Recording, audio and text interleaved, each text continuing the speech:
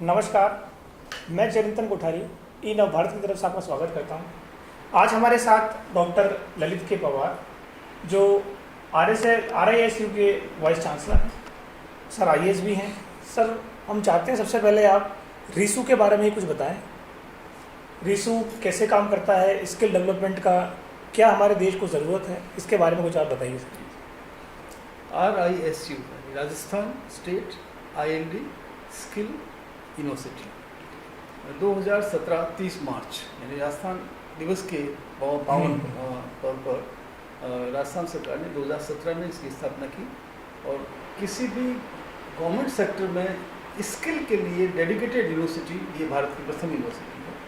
और उसके बाद में फिर हरियाणा में और अन्य राज्यों में भी इसको फॉलो किया और मुझे सौभाग्य मिला इसके पहले वाइस चांसलर का काम करने का। और 12 जुलाई 2017 से मैं इस पद पर अभी कार्यरत हूँ। इसका मुख्य उद्देश्य यह है कि जो हमारे विद्यार्थी एकेडमिक्स की कोर्सेज करते हैं या नॉर्मल जो कोर्सेज करते हैं, वो जब जॉब मार्केट में आते हैं तो उनको प्लेसमेंट बहुत मुश्किल से मिलता है, क्योंकि उनको एकेडमिक्स का नॉलेज है मगर हाथ में हुनर नहीं। सही है।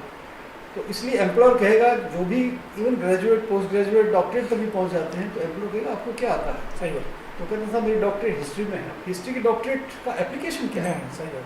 तो इसलिए हम लोगों ने करीब 119 कोर्सेज लॉन्च किए हैं, जो एक पेज 7 पे मैं आपको दिखाऊंगा। ये हमारा यूनिवर्सिटी का ब्रोशर है, इसी ब्रोशर पे यूनिवर्सिटी। तो पहले अपना ऑफिस कासाकोठी में था और हम लोग शिक्षा संकुल में आ गए हैं और इस तरह से 119 कोर्सेज हमने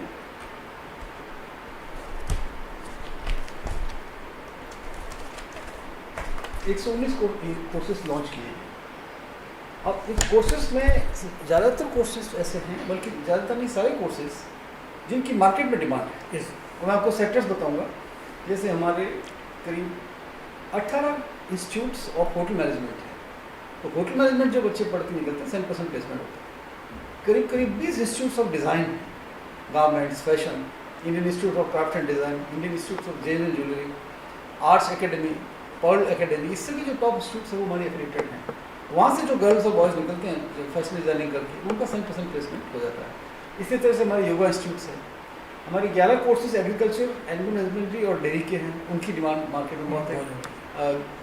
ख़ास तौर से organic farming, green house management, supply chain management, food processing, farm manager, इस तरह के कोर्सेज भी हमारे इसमें हैं। और IT सेक्टर में हमारे कोर्सेज बहुत ही प्रोग्रेसिव हैं। करीब 18 कोर्सेज हैं। Artificial intelligence, machine learning, robotics, animation, VFX। तो मेरा ये यकीन है कि जो विद्यार्थी हमारे राजस्थान की इन कोर्सेज को अगर कर लें तो गारंटेड प्लेसमेंट है। अब तक हमारे जितने भी बच्चे निकले हैं, 150 के ज़्यादा निकल चुके हैं, उनका प्लेसमेंट 100% हुआ। साथ ही साथ एक नवाचार जो हम लोगों ने किया, माननीय गहलोत साहब जो हमारे मुख्यमंत्री महोदय हैं, उनके निर्देश पर और राजस्थान सरकार की बजट घोषणा के अनुरूप, कि जो हमारे विद्यार्थी कॉलेजेस में पढ़ रहे हैं और जो नॉर्मल BA BCom BSc कर रहे हैं, तो जो BA BCom BSc करके जब मार्केट में आएंगे तो उनका प्लेसमेंट हार्डली 1 से 2% होता है। अगर अपने कोर्स के साथ साथ कॉन्करेंटली वो हमारा कोई भी डिप्लोमा कर लें, सिर्फ 6 महीने का और 1 साल का, 6 महीने का सर्टिफिकेट और 1 साल का डिप्लोमा, तो गारंटेड प्लेसमेंट है। उदाहरण के तौर पे अगर मान लीजिए कोई विद्यार्थी हमारा BCom कर रहा है तो वो हमारा GST टेली का कोर्स कर ले। अगर कोई BA कर रहा है, इवेंट मैनेजमेंट का कोर्स कर ले। अगर BSc कर रहा है तो आर्टिफिशियल इंटेलिजेंस, रोबोटिक्स, एनिमेशन का 6 महीने से लेके और 2 साल तक के 6 महीने का सर्टिफिकेट, 1 साल का डिप्लोमा, 2 साल का एडवांस डिप्लोमा और 3 साल की डिग्री। UGC ने भी परमिशन दे दी है कि अब हमारे बॉयज़ एंड गर्ल्स जो कॉलेज में हैं वो कॉन्करेंटली अपनी नॉर्मल एकेडमिक डिग्री के साथ इसकी डिग्री ले सकते हैं। देखिए, आज सभी पेरेंट्स का कंसर्न रहता है कि उनके स्टूडेंट्स की अच्छा प्लेसमेंट हो, वहीं वो भेजें जहाँ उनका प्लेसमेंट अच्छा हो। तो स्किल डेवलपमेंट में, क्योंकि प्लेसमेंट बहुत अच्छा है, अगर आपके पास हुनर है तो आपको रोज़गार मिलेगा। हम सब कंपनी से भी बात करते हैं तो कंपनी हमको ये कहती है कि अकेडमिक में जो सिखा रहे हैं, जो थ्योरेटिकल नॉलेज है और जो कैंपस प्लेसमेंट है, वो दोनों एक अलग ही दुनिया है। लेकिन अगर आप स्किल्ड हैं तो आपको नौकरी ज़रूर मिलेगी। जैसे सर हम देखते हैं कि जब भी कोई पियोन की भर्ती निकलती है तो हाई एकेडमिक और कैरियर के लोग आते हैं, चाहे इंजीनियर्स हों, MBAs हों, PhD होल्डर्स भी अप्लाई करते हैं। क्यों? क्योंकि उनके पास डिग्रीज तो है लेकिन वो स्किल नहीं है। स्किल का होना हमारे भारत के लिए आगे बढ़ने के लिए बहुत ज़रूरी है। अगर भारतीय स्किल्ड होंगे तो हम वापस सशक्त हो सकते हैं, वापस हम आत्मनिर्भर हो सकते हैं। तो आपको हम बधाई देते हैं कि आपने सबसे पहले चालू किया हमारे राजस्थान में, फर्स्ट गवर्नमेंट यूनिवर्सिटी आप बने।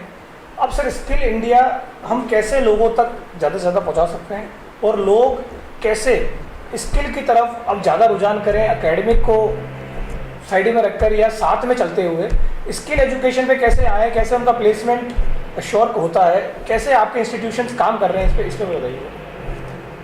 आपने बहुत अच्छा प्रश्न किया है चंदन जी।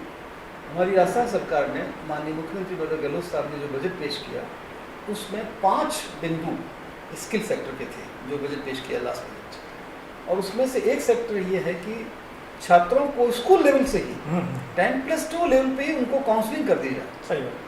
तो मुख्यमंत्री कौशल परामर्श योजना जो बजट में जिसकी घोषणा की गई है उसका उद्देश्य है कि जो विद्यार्थी 9वीं 10वीं 11वीं 12वीं जब पढ़ रहे हैं और वही मौका होता है जब वो अपनी स्ट्रीम चुनते हैं कि साइंस में जाना, बायोलॉजी में जाना, कॉमर्स में जाना, आर्ट्स में, तो उस वक्त तो आज भी भारत सरकार और हमारी राजस्थान सरकार के विद्यालयों में, केंद्रीय विद्यालयों में भी और राजस्थान सरकार के पूरे विद्यालयों में करीब करीब 1000 स्कूल में हमारे राजस्थान में वोकेशनल प्रोग्राम्स चल रहे हैं। बहुत बढ़िया।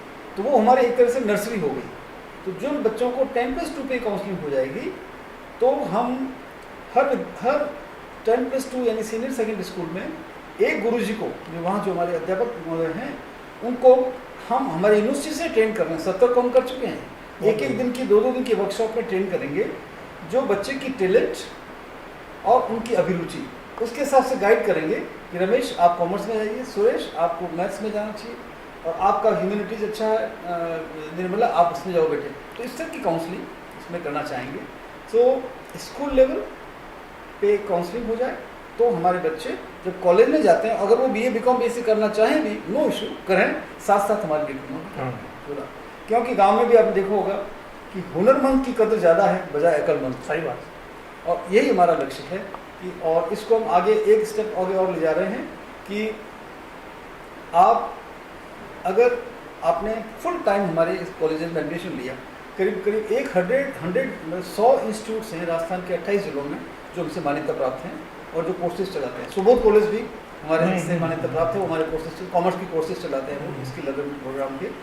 तो जो हमारी कॉलेजेस बच्चे वहाँ पर आपने एडमिशन लिया और आपने साल भर तक कोई डिप्लोमा कोर्स कर रहे थे, अचानक आपको ड्रॉप आउट करना पड़ा, तो मान लीजिए आपने 2 साल का डिप्लोमा कोर्स में एडमिशन लिया था एयर कंडीशनिंग के लिए, एयर कंडीशनिंग मेंटेनेंस का, और साल भर के बाद अगर आपको मार्केट में काम मिल गया तो आप वो छोड़ के जा सकते हैं। साल 2 साल काम कीजिए, 3 साल बाद वापस आके बाकी बच्चा वो कोर्स पूरा कर लीजिए। बहुत अच्छा, ये बहुत अच्छा। फ्लेक्सिबिलिटी और मॉड्यूलरिटी ये हमारे स्किल है और इसीलिए पूरे राजस्थान के इस उदाहरण को अन्य राज्य फॉलो कर रहे हैं कि concurrent award of skill certificate and diploma degrees along with academic. अगर आज बेरोजगारी को हराना है, अनएम्प्लॉयमेंट को हराना है, तो कुछ ऐसे स्टेप लेने ही पड़ेंगे सर, लोगों को स्किल्ड करना ही पड़ेगा। लेकिन सर अभी हम जानते हैं कोविड-19 के काल में जो फिजिकल हम स्किल सिखा पाते हैं वो नहीं सिखा पा रहे हैं, तो इसको डिजिटली आप कैसे लेके आना चाहते हैं और डिजिटली लोग स्किल्ड कैसे होंगे, इस पर कुछ बताइए। बिल्कुल, बहुत आपने अच्छा बड़ा सामयिक प्रश्न किया है भाई साहब। इसमें मैं ये कहना चाहूँगा कि अभी जब से हमारा पूरा देश, पूरा विश्व कोरोना और कोविड से लड़ रहा है, तो जिस दिन से लॉकडाउन लगा 23 मार्च से, उसी दिन से हमने हमारे जो एफिलिएटेड कॉलेजेस और इंस्टीट्यूट्स हैं उनसे निवेदन कर दिया था कि आप अब ऑनलाइन टीचिंग शुरू करें, क्योंकि फिजिकल टीचिंग में टाइम लग सकता है, वापस नॉर्मल होने में 6 महीने लग सकते हैं, तो आप डिजिटल टीचिंग शुरू कर दें। और डिजिटल टीचिंग के साथ साथ जब उनको प्रैक्टिकल हैंड्स ऑन एक्सपीरियंस करने का नौबत आए तो उनको वर्कशॉप में, फैशन स्टूडियो में, होटल मैनेजमेंट के लिए होटल में जब कभी भेजें, अभी नहीं, अगस्त के बाद, सितंबर के बाद जब थोड़ी स्थिति नॉर्मल हो जाएगी तब सोशल डिस्टेंसिंग का पालन करें। क्योंकि जो हुनर है, जब तक आप मशीन पे बैठ के काम नहीं करेंगे तो बना नहीं सकता। तो यथासंभव जितनी थ्योरी कवर कर सकते हैं वो तो कवर कर लें आप डिजिटली, यानी आप ऑनलाइन एजुकेशन के माध्यम से और डिजिटल लर्निंग के माध्यम से। बट जब फिजिकली स्किल एक्वायर करने की बात आए तो उस वक्त हम हमारी लैब में, वर्कशॉप में, होटल मैनेजमेंट वाले या फैशन में जहाँ भी जाएँ तो मास्क लगा के सोशल डिस्टेंसिंग का पालन करते हुए और जो गुरुजी सिखा रहे हैं उनसे भी डिस्टेंस मेंटेन करते अपने काम को सीख सकते हैं। बिकॉज अब पोस्ट कोरोना यानी जब कभी भी कोरोना की दवाई और वैक्सीन आने वाले 6-8 महीने बाद की जब नॉर्मल आएगा, तो न्यू नॉर्मल ये होगा कि हमें अब मास्क पहनने की आदत डालनी होगी, हाथ को सैनिटाइज करते रहना होगा, थूकने की आदत छोड़नी होगी, सोशल डिस्टेंसिंग मेंटेन करनी होगी और यथासंभव हमको highest standards of health and hygiene maintain करने होंगे। तो फ्यूचर फिजिकल की बजाय अब डिजिटल है। यस। और यही मेरा मानना, और इसलिए हमारे जो कोर्सेज हैं उसमें करीब 11 कोर्सेज डिजिटल लर्निंग के हैं।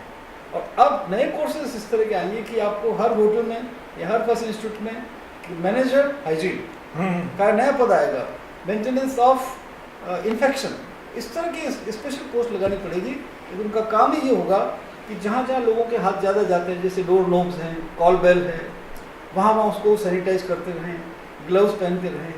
तो मैं इसको ब्लेसिंग इन डिस्गाइज मानता हूँ कि कोरोना एक महामारी है, इसने पूरे विश्व को हिला दिया है, माना, बट इसके कुछ अच्छे लेसन्स भी हैं। और अच्छे लेसन्स ये हैं कि हम हमारी personal hygiene, health, community hygiene, sanitation इसको इम्प्रूव करें ताकि नॉर्मल हालात में भी हम कोरोना के बाद भी हेल्दी रह सकें।